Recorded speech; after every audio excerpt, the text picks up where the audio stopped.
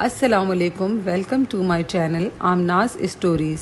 تمام video updates کے لیے آمناز اسٹوریز کو سبسکرائب کر کے نوٹیفیکیشن کے لیے بیل کا بٹن آن کر دیجیے، شکریہ۔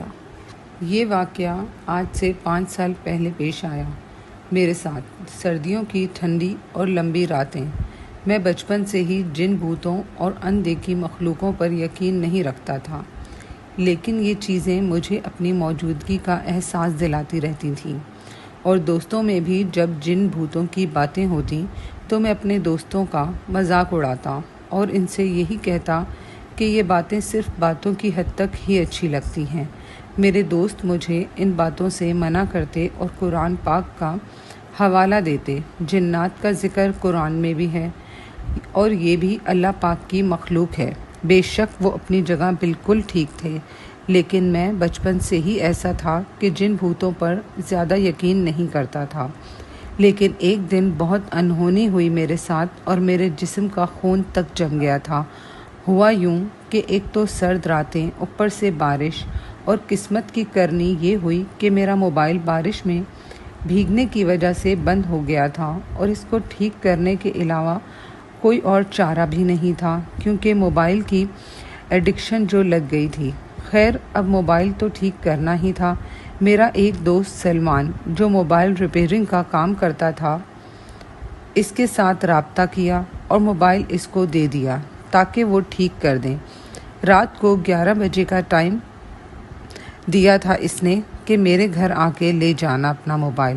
میرا اور سلمان کا گھر قریب قریب ہی تھے، لیکن بارش مسلسل برس رہی تھی، جس کی وجہ سے میں مقررہ کردہ ٹائم پر نہ جا سکا۔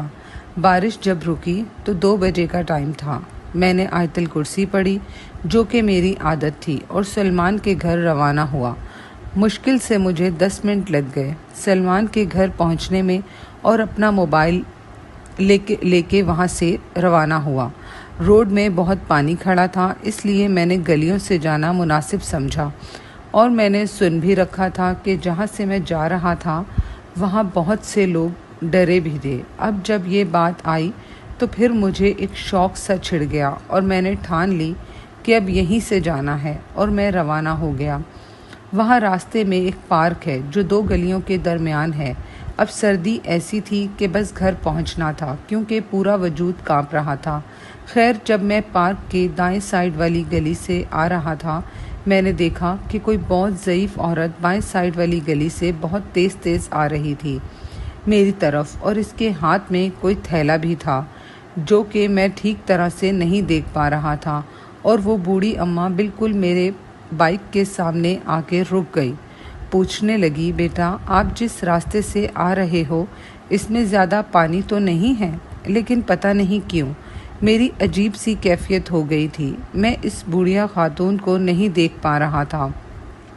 ایسے لگ رہا تھا کسی نے بہت زیادہ وزن رکھ دیا ہو میرے وجود پر۔ بوڑھی عورت نے ایک مرتبہ اپنی بات پھر دہرائی، اور میں اپنا چہرہ پیچھے کر کے ان کو راستے کا بتانے لگا، اور راستہ بتا کے جیسے ہی میں نے اپنا چہرہ واپس آگے کیا تو کوئی نہیں تھا۔ ایسا لگا کہ کوئی خواب ہے۔ میرا جسم بالکل ساخت ہو گیا تھا، پاؤں شل ہو گئے تھے، مجھ سے بائک اسٹارٹ نہیں ہو رہی تھی، اور بالکل سنسان جگہ، اتنی سنسان کہ میں اپنے دل کی دھک دھک سن رہا تھا۔